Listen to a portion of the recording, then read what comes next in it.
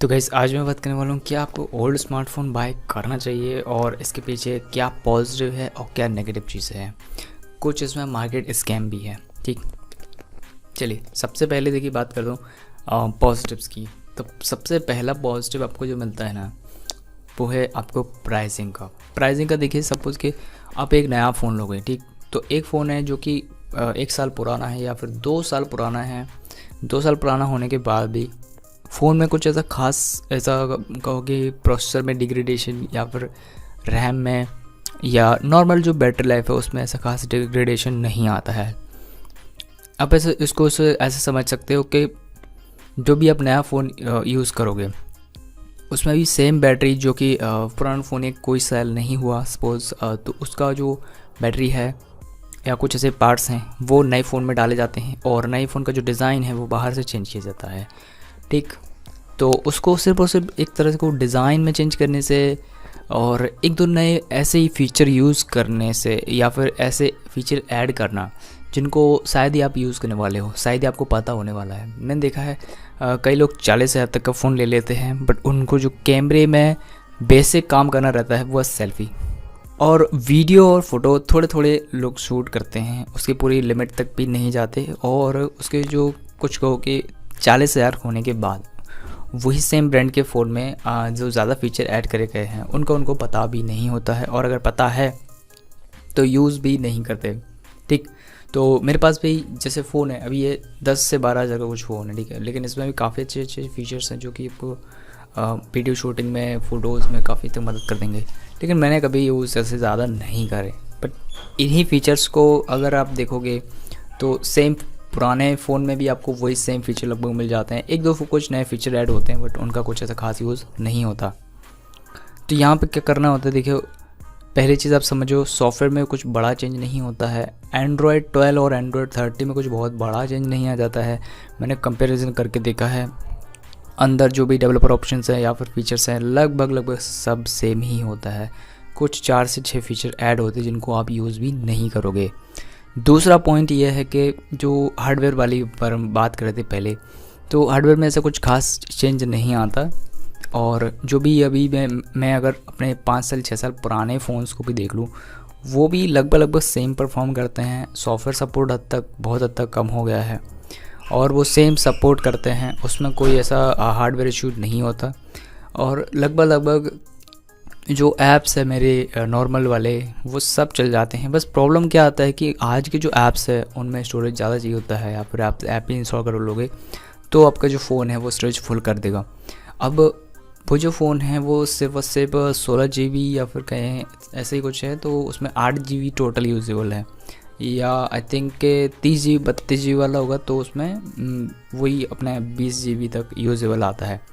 So problem storage पे आ रहा है कि हम उसमें ऐप्स इंस्टॉल नहीं कर सकते या फिर ऐप इंस्टॉल हो गए फिर हम उसमें फ़ोटोज़ वगैरह जो क्लिक करते हैं वो उसमें नहीं बढ़ा सकते। ठीक, तो यहाँ पे कुछ चीज़ें यही नोटिस करने वाली हैं कि आपको स्टोरेज और रैम अगर ठीक है 464 भी काफ़ी सफिशेंट है। ये जो डिवाइस आप देखो तो ये भी 464 सपोर्ट करता है, काफ़ी ठीक ठाक है, मतलब इसमें फ़ोटोज़ वीडियोस ओके हो जाता है। बस इससे प्रॉब्लम ये आता है प्रोसेसर नहीं है तो इससे मैं बड़े वीडियो शूट नहीं कर सकता। सपोज़ यही इसका प्रो वर्जन से मैं अभी वीडियो शूट कर रहा हूँ तो इसमें प्रोसेसर है, इसी वजह से मैं इससे लॉन्ग वीडियो शूट कर सकता हूँ। बट कैमरा क्वालिटी के मामले में तो देखो कहाँ 10 से 12,000 वाला फ़ोन, कहाँ वो 20 से 22,000 वाला फ़ोन, कुछ ऐसा खास डिफरेंस में नहीं देखने को मिला मुझे। नेक्स्ट प्रोसेसर की बात कर लेते हैं। प्रोसेसर में काफ़ी लोगों को ऐसा लगता है कि जैसे जैसे फ़ोन पुराना होता जाता है प्रोसेसर जो है उसका डिग्रेडेशन होता है या फिर कम चलता है, प्रोसेस चीज़ों को कम कर पाता है। तो कुछ चीज़ मैं बता देता हूँ। देखिए प्रोसेसर में ना एक्चुअली यूज़र्स के ऊपर भी डिपेंड है। अब सपोज़ के कोई फ़ोन है जिसको उसको यूज़र को ज़्यादा यूज़ नहीं करता, नॉर्मल लाइफ में उसको बिजी लाइफ है, वर्क लाइफ है, उसके बाद वो कभी फ्री होके जो है फ़ोन यूज़ करता है। तो अब समझ सकते हो कि इस टाइप के यूज़र जो है वो फ़ोन को कितना ही यूज़ करते होंगे। ठीक, जहाँ पे अब एक क्रिएटर साइड ले लो, एक गेमिंग की साइड ले लो, ये जो यूज़र है ना ये काफ़ी ज़्यादा फ़ोन या फिर डिवाइस को ज़्यादा काम में लेते हैं, उससे ज़्यादा हैवी टास्क करवाते हैं। या फिर गेमर्स को देख लो, गेमर्स जनरली गेम ज़्यादा प्ले करते हैं, हमने यहाँ पर पर्पज़ ही होता है गेमिंग का फ़ोन लेना है या जो उस पर्पज़ से लेते हैं तो फिर आप समझिए वो तो गेमिंग फ़ोन अलग ही कैटेगरी में चला गया। लेकिन इन जनरल के एक नॉर्मल सा फ़ोन भी होता है जो ऑलराउंडर को बोलते हैं उसको, तो उसमें थोड़ा थोड़ा कोई ना कोई तो गेम रहता ही है, खेलते ही कोई ना कोई, ठीक। तो ऐसे कुछ ज़्यादा खास अंतर नहीं आता है। अगर बैटरी लेवल आप समझो कि बहुत कम हुआ है तो आप समझो कि फिर यहाँ पे सोचने वाली बात है कि सारी चीज़ अभी यूज़ हुई होंगी, तो उसमें प्रोसेसर भी एक मेन है। तो बैटरी अगर हेल्थ अच्छा है तो समझो कि डिवाइस का ओवरऑल हेल्थ अच्छा है, क्योंकि बैटरी कम, ओवरऑल परफॉर्मेंस कम होना साइन है कि मतलब डिवाइस को अच्छे से यूज़ किया गया है या फिर हैवी पर्पज़ के लिए यूज़ किया गया है। सपोज़ कर जैसे मैं ये वीडियो शूट करूँ, सो इसको अगर मैं कैमरे से, रियल कैमरे से या फिर हर तरह से यूज़ करूँगा तो बैटरी जल्दी ड्रेन होगा, और प्रोसेसर भी इसमें यूज़ होगा, हीटिंग इशू होगा, और टाइम टू टाइम बहुत हद तक परफॉर्मेंस में ऐसा चीज़ हो सकता है कि इसमें मुझे कम परफॉर्मेंस मिलेगी in future. But in general देखा जाए तो अगर मैं एक डिवाइस को जस्ट नॉर्मली यूज़ के लिए करता हूँ तो उसमें ऐसा कुछ खास प्रोसेसर में ऐसा अंतर नहीं आता कि वो डिग्रेडेशन हो जाए उसका, या फिर प्रोसेसर कम परफॉर्मेंस दे आपको फ्यूचर में। प्रोसेसर सपोर्ट की बात करते हैं। प्रोसेसर का एक्चुअली फ्यूचर में किन किन ऐप्स को सपोर्ट करेगा ये डिपेंड करता है कि आपकी प्रोसेसर कितना कैपेबल है, कौन सा प्रोसेसर है, कितना बड़ा प्रोसेसर है, उससे भी मैटर करता है। जनरेशन भी बहुत इंपॉर्टेंट है उसमें। तो जितना बेटर जनरेशन या फिर कहीं की बड़ा प्रोसेसर होगा ज़्यादातर केसेस में, तो वो ज़्यादा नए ऐप्स हो गए या फिर कोई भी हैवी ऐप्स हो गए उनको सपोर्ट करता है। और एक चीज़ बताऊँ कि जितने भी जो सोशल मीडिया ऐप्स है ये ज़्यादा अपडेट होते हैं कंपेयर टू कोई भी एक नया ऐप या फिर हैवी ऐप ले लो। कुछ ऐप्स ऐसे होते हैं जो ज़्यादा अपडेट नहीं होते, और उनमें जो उस चीज़ को ना, उस ऐप को आप पुराने डिवाइसेस पे भी चला सकते हो, नए डिवाइसेस पे भी चला सकते हो। जनरली देखा गया है कि जो गेम्स होते हैं और जो सोशल मीडिया ऐप्स होते हैं ये ज़्यादा अपडेट होते हैं, बिकॉज इन्हीं ऐप्स को सबसे ज़्यादा लोग यूज़ कर रहे होते हैं। तो आप डिसाइड करिए अपने यूज़र्स के अकॉर्डिंग कि आपको किस टाइप की जो ऐप है वो यूज़ करना है, फिर उस हिसाब से जो है प्रोसेसर काफ़ी हद तक जो है सपोर्ट कर जाता है आई थिंक। अब देखिए जैसे सिंपल यूट्यूब का ही ऐप है। यूट्यूब का ऐप आपको मार्शमैलो जो एंड्रॉयड वर्जन है उस पर अगर आप चलाओगे तो उस पर सारे फीचर्स अनलॉक नहीं हैं, उस पर फीचर्स लिमिटेड हैं। और इसी ऐप को अगर आप एंड्रॉयड 10 पे चलाओगे तो काफ़ी सारे फीचर्स आपको जो सेम एंड्रॉयड 12 और 13 मिलेंगे वही सेम आपको मिल जाएंगे। अब मैं बात कर लूँ अगर एक दो फीचर्स की, कि फ्लोटिंग विंडो आना चाहिए उसमें, बैकग्राउंड म्यूज़िक तो अभी भी नहीं है बट फ्लोटिंग विंडो आना चाहिए, एक दो कुछ फीचर हो गए एम्बिएंट वाले। तो ऐसा कि यूट्यूब में ऐसे कुछ एक दो फीचर क्या सही में वो यूज़फुल है, मतलब उसका होना ना होने से कोई आपकी वीडियो वॉचिंग पे कुछ फ़र्क पड़ता है? नहीं। सेम चीज़ है कि आप फ़ोन में बहुत सारे फीचर्स होते हैं बट प्रोसेसर काफ़ी सारे फीचर्स को सपोर्ट करता है, लेकिन ऐसा कोई इम्पोर्टेंट नहीं है कि अगर एक दो नया फीचर अभी नए फ़ोन्स में आया तो वो सही में बहुत यूज़फुल है या फिर उसका यूज़ आप डेली बेसिस पे करने वाले हो ज़्यादा। सो मेनली जो ऐप्स है आपके ओल्ड फ़ोन्स, पुराने फ़ोन्स पे रनिंग अच्छे से हो सकते हैं। और आज से अगर 4 साल पुराने फ़ोन्स को भी देख लो तो काफ़ी अच्छे फ़ोन रिलीज़ हुए थे। और एक पॉइंट बताना चाहूँगा कि जो पुराने फ़ोन्स है वो आपको सपोज़ के ये एक 10,000 वाला फ़ोन है, ठीक, और ये फ़ोन नया है, तो नया फ़ोन जो आपको 10,000 वाला परफॉर्मेंस देगा वही सेम फ़ोन अगर आप 20,000 वाला फ़ोन 10,000 पे खरीदोगे तो वो आपको फिर भी इस नए फ़ोन से ज़्यादा बेटर परफॉर्मेंस भी देगा।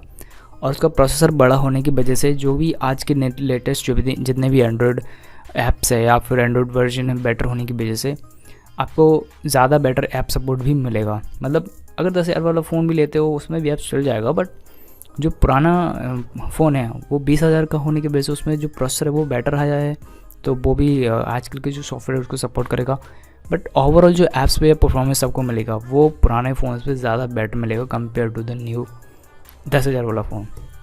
तो इस चीज़ को आप 30,000 पे भी अप्लाई कर सकते हो। 30,000 वाला फ़ोन आपको आधे दाम पे मिल सकता है 15,000 में डन, तो वो आपको इतना बेटर परफॉर्मेंस दे सकता है जो आपको शायद अभी नए रिलीज़ वाले फ़ोन उसमें नहीं देंगे। बिकॉज वो नए फ़ोन्स में जैसे मैंने बताया वो मार्केटिंग या फिर वैसी चीज़ होने की वजह से, डिज़ाइन की वजह से, इन सब का खर्चा इस चीज़ में होने की वजह से वो प्राइस हाई रहता है। बाकी सारे जो हार्डवेयर है वो सेम ही रहता है। कैमरा से लेके बैटरी बात कर लो या प्रोसेसर देख लो, और उसके बाद डिस्प्ले भी काफ़ी अच्छे जो है आने लगे थे फ़ोन्स में।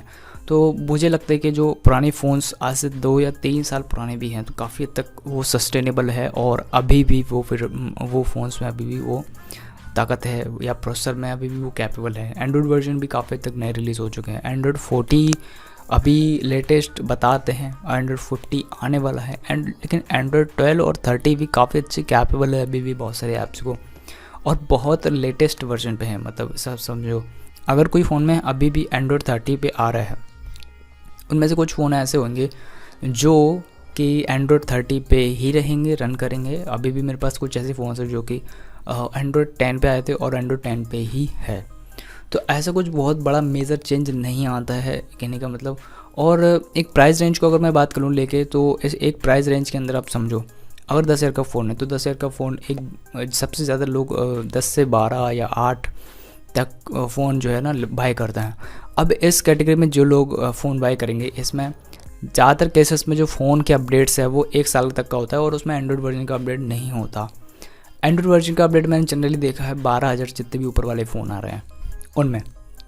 तो जितने भी ज़्यादातर लोग हैं वो फ़ोन ज़्यादा यूज़ नहीं करते, उनको एक डेली लाइफ के लिए, नॉर्मल डे के लिए फ़ोन चाहिए होता है। और इस तरह से क्या, जो भी यूज़र्स हैं वो लंबे टाइम तक अपना फ़ोन यूज़ करते रहते हैं जब तक उनको फ़ोन में कोई ज़्यादा प्रॉब्लम नहीं आता, वो रिपेयरिंग भी नहीं करवाते, अब कुछ नहीं होता। तो कहने का सिंपल आप समझो कि बहुत सारे फ़ोन्स हैं जो कि अपडेट नहीं भी होते लेकिन तब भी वो अच्छे से फंक्शन करते हैं। मैं यहाँ पे कोई ब्रांड या कंपनी को नहीं ले रहा हूँ, मैं सिंपल ही बता रहा हूँ कि अब कोई भी एंड्रॉयड डिवाइस लो, उसकी जो इंजीनियरिंग, उसका जो सॉफ्टवेयर वाइज जो काम किया गया है आज के लेटेस्ट टाइम में, तो वो कितना कैपेबल है, आप उस चीज़ को, साइंस को समझो, देन स्विच आप कर सकते हो न्यू फ़ोन्स पे। न्यू फ़ोन्स पे स्विच करना क्यों चाहिए क्यों नहीं, उस चीज़ के बारे में मैं ही बताने वाला हूँ। अभी देखो, पहली चीज़ ये हो गया कि आप पॉजिटिव हैं पुराने फ़ोन के। अब थोड़े से नेगेटिव साइड की बात कर लेते हैं। तो देखो, जब आप पुराने फ़ोन को बाहर से बाय करोगे, पहली चीज़ तो यही आता है कि आपके पास फ़ोन अगर नहीं है या फिर आपको लेना है तो आप कहाँ से बाय करोगे। तो बाहर से कहीं पे से भी आप बाय करोगे तो जो भी दुकान वाले हैं या फिर कोई जो लोकल शॉप है, उस चीज़ को आप एक बार ध्यान रखना कि जो पुराना फ़ोन होता है, अभी जस्ट मैं पुराने फ़ोन्स पे ही जाने वाला था, एक और बाय करना था मुझे, क्योंकि नए फ़ोन्स में सेम फीचर जो भी मिल रहे हैं वो पुराने फ़ोन में ऑलरेडी है। पुराने फ़ोन को बाय करने का फ़ायदा सिंपल ये ही है, प्राइस आपको हाफ प्राइस मिल जाती है, और मार्केट से जो भी प्राइस है वो ऑनलाइन से ये सारे डिप्रिशिएटिंग एसेट है। मतलब कि ये जो फ़ोन है अगर आज रिलीज़ हुआ है तो आने वाले कुछ 6 महीने में ही प्राइस डाउन बहुत हद तक हो जाएगा। तो सेम चीज़ है, आपको सेम जो है ना, कैमरा से लेके बैटरी, डिस्प्ले, सब कुछ सेम मिलने वाला है, लेकिन वो आधे दाम पे मिल जाएगा, तो फिर फ़ायदा है। तो फ़ायदा तो यही है, बट यहाँ पे प्रॉब्लम क्या है, देखो, जो भी पुराने फ़ोन आप बाय करने जाओगे वहाँ पे क्या होता है, सपोज़ के कोई फ़ोन है ना 2 साल चला हुआ है, 3 साल भी चला हुआ है, मैं बता रहा हूँ, तो उसमें है ना कुछ माइनर स्क्रैचेस रहेंगे, उनको ये लोग साफ़ कर देते हैं और अच्छे से चमका देते हैं फ़ोन को। कहने का मतलब ऐसा बना देते हैं कि आपको लगे कि ये सिर्फ कुछ ही महीने पुराना है या फिर 1 साल वाला पुराना है, ठीक।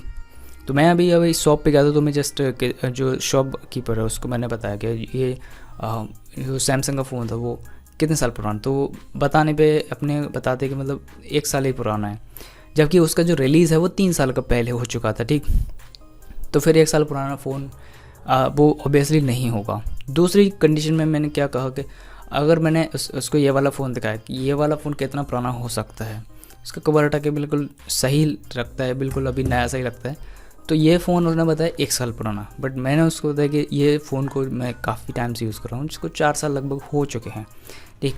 तो यहाँ पे आप चीज़ समझो कि ये लोग थोड़ा सा प्राइस में हेर फेर करते हैं, स्कैम टाइप करते हैं। मतलब आप समझो कि अभी मुझे तो मालूम है कौन सा फ़ोन कितने साल चला है, कितना टाइम हुआ है, क्या उसको चला के समझ आता है, लेकिन जिनको पता नहीं है कौन सा फ़ोन कौन से ईयर में रिलीज़ हुआ था, क्या स्पेक्स है, डिस्प्ले का मतलब नहीं मालूम, कैमरा किस टाइप का है, कौन सी कंपनी का नहीं पता, प्रोसेसर के बारे में नहीं पता, समझो इस टाइप के लोगों के लिए जो फ़ोन है वो आसानी से बेच सकते हैं। तो ये चीज़ को भी ज़रूर से समझिए कि जो ऑफलाइन लोकल मार्केट्स है वहाँ पे भी ऐसी चीज़ें चल रही कि मतलब वहाँ पे आपको कोई भी फ़ोन डायरेक्टली चिपका दिया जाएगा, चाहे वो कितने 4 साल पुराना होगा, 1 साल बोल के चिपका देंगे। और बिल वाली बात रही तो इनके पास कोई भी एक ओरिजिनल बिल नहीं होता है, ये खुद से उसी टाइम बिल बनाएंगे, और ये कहाँ से इंपोर्ट करते हैं समझ नहीं आता, यहीं से जहाँ से भी करते हैं उस पर 2 से 3 हज़ार तो प्राइस कट करने के बाद भी इनके बन जाते हैं। बाकी डिपेंड्स फ़ोन का प्राइस कैसा है। अगर फ़ोन ज़्यादा महंगा है तो 10,000 कहीं नहीं गए इनके एक फ़ोन की। तो ये चीज़ को आप समझो कि अगर फ़ोन पुराना बाय करोगे तो ये कुछ चीज़ें हैं जो कि नुकसान वाली आपको कुछ चीज़ें देखनी पड़ सकती है, या फिर आपको पुराना फ़ोन लेना है तो उस चीज़ पे थोड़ा सा रिसर्च करके जाओ। नेक्स्ट क्या हो सकता है, देखो पुराने फ़ोन को बाय करने का रीज़न क्या है कि जब भी आप पुराना फ़ोन को भी बाय करोगे तो आपको समझ में नहीं आएगा कि अभी इस फ़ोन में क्या प्रॉब्लम है। एक्चुअली कुछ फ़ोन में ऐसा होता है कि स्टार्टिंग में आपको समझ नहीं आएगा, बट आप जैसे यूज़ करोगे, ओवर द यूज़ होता जाएगा तो उसमें समझ में आएगा कि क्या प्रॉब्लम है। तो वो चीज़ को आप अच्छे से नोटिस करिए। सबसे बड़ी प्रॉब्लम होती है डिस्प्ले में। कैमरा तो वहीं पता चल ही जाएगा कि कौन सा कैमरा काम कर रहा है, कितना बेटर काम कर रहा है, बट डिस्प्ले का पता नहीं चलेगा, तो डिस्प्ले से चेक करिएगा। नेक्स्ट है जो पेन है, ये तो ठीक रहते, ज़्यादातर किस्म कुछ होता नहीं है। और एक चीज़ है जो बैटरी हेल्थ है, बैटरी हेल्थ भी आपको पता नहीं चलेगा, ये तो आपको सिर्फ सिर्फ यूज़ करके पता चलेगा। तो इसका आप ये लगाना चाहोगे कि फ़ोन कितना यूज़ हुआ है, तो इस चीज़ का अंदाज़ा लगा सकते हो अंदर से जो सॉफ्टवेयर है उसकी battery percentage, battery drop graph क्या कह रहा है उस हिसाब से, ठीक। तो जो फ़ोन ज़्यादा यूज़ हुआ होता है उसका बैटरी ज़्यादा यूज़ हुआ होएगा, उसके बाद उसका जो ग्राफ है वो ज़्यादा डिक्लाइन के फेज़ में जाएगा, मतलब उसका ग्राफ ज़्यादा जल्दी गिरा होगा। तो ये चीज़ को आप समझिए, उसका ग्राफ स्टेबल है। और आप CPU थ्रॉटलिंग वाले ऐसे कुछ स्कोर है वो भी आप रन कर सकते हो, समझ सकते हो किसका स्कोर ज़्यादा है, अगर ऐसा परमिशन है तो। बाकी ये कुछ टेस्टिंग वाली चीज़ें हैं जो कि आप कर सकते हो। तो गैस ये कुछ चीज़ें थी, हो सकता है कि कुछ पॉइंट मेरे से रह रहा हो तो वो आप बता दीजिएगा, वो मैं नेक्स्ट वीडियो में कभी कभार करूँगा। बाकी पुराने फ़ोन्स को बाय करने के फ़ायदे, सबसे बड़ा फ़ायदा यही है कि आपको प्राइस में कम मिल जाता है। और नए वाले फ़ोन्स में मुझे यही नुकसान लगा कि देखो सेम चीज़ें आपको देंगे, बट मार्केटिंग, ऐड, इन सब का चार्जेस भी उस फ़ोन में जोड़ के प्राइस को हाई रख देते हैं, और मार्केट में उसकी एक हाइप बना के रखते हैं। आपको पता होगा जिस चीज़ को मार्केट में ज़्यादा लोग हाइप बना के रखते हैं या फिर लोग जानते हैं तो उस चीज़ के प्राइस ऑटोमेटिकली बढ़ जाते हैं। तो जिस चीज़ की मार्केट में डिमांड नहीं होती उसके प्राइस कम रहते हैं। तो वही बात है कि ज़्यादातर जो प्राइस बढ़ता है वो सिर्फ और सिर्फ इस बात का बढ़ता है कि इस फ़ोन को कितने लोग जानते हैं। तो ब्रांड नेम ऑब्वियस, तो इस चीज़ को आप थोड़ा नोटिस करिएगा कि कौन सा आप फ़ोन लेने वाले हो, उसकी जितनी डिमांड होगी, जितना उस फ़ोन को लोग जानते हैं उसका प्राइस उतना ही ज़्यादा होगा। तो एक्चुअली में इसका कुछ फ़ोन के ऊपर तो कुछ ऐसा खास फ़र्क नहीं पड़ता है कि आप कितना महंगा फ़ोन ले रहे हो, बिकॉज़ ये मार्केटिंग का खर्चा या वैसी चीज़ें ही जुड़ी होती हैं जो कि आपको नए फ़ोन में देखने को मिलेगी। और बाकी नए फ़ोन्स में अगर अंतर आता है तो 4 साल का एक पीरियड ले लो। 4 साल में एक बहुत बड़ा नहीं कहूँगा मैं, बट डेफिनेटली चेंज आ जाता है 4 साल के अंदर, सॉफ्टवेयर और हार्डवेयर में भी। हार्डवेयर में भी ऐसा कुछ खास मुझे वो लगा नहीं, बट जैसे कि नए डिस्प्ले आ रहे हैं तो उनका प्राइस डिस्प्ले के में अच्छा है तो उस डिस्प्ले की बेस से बढ़ा देंगे, या फिर कोई कैमरे में ज़्यादा है तो कैमरे की बेस से बढ़ा देंगे। मतलब एक सेलिंग पॉइंट सबका रहता है। अब आईफोन तो उसका सेलिंग पॉइंट क्या है, क्योंकि वो जस्ट आईफोन है, अब उसका कोई भी प्रोडक्ट लो वो महंगा ही मिलेगा। और कुछ फ़ोन जैसे सैमसंग है उसका सेलिंग पॉइंट कैमरा, डिस्प्ले या फिर सॉफ्टवेयर उसको ज़्यादा बेस्ट सेलिंग पॉइंट मुझे लगा, क्योंकि उसका सॉफ्टवेयर है वो बेटर बताया जाता है। और नए फ़ोन में भी आपको कुछ ऐसा खास एडवांटेज नहीं मिलता है, बट जो प्राइस है वो एक सबसे बड़ा नुकसान है या फिर डिसएडवांटेज आप कह सकते हो। तो ये चीज़ को समझिए। और सारे जो प्रोसेसिंग हैं मतलब फ़ोन वगैरह तो वो लगभग सेम ही रहता है। इसका बेटर कंपैरिजन आपको देखना है तो आप आईफोन्स के साथ देखो कि इतना बेटर कंपनी है, बड़ा कंपनी है, उसके बाद भी वो सेम फ़ोन रिलीज़ करने के बाद भी फ़ोन लगभग सिमिलर ही परफॉर्म करते हैं, ठीक। तो वहाँ से आप कंपैरिजन समझ सकते हो। फिर ये तो फिर नॉर्मल फ़ोन्स हैं, इनमें भी कुछ ऐसा खास अंतर नहीं आता है। ऑर्डर गेस्ट नेक्स्ट वीडियो में। Thanks for watching.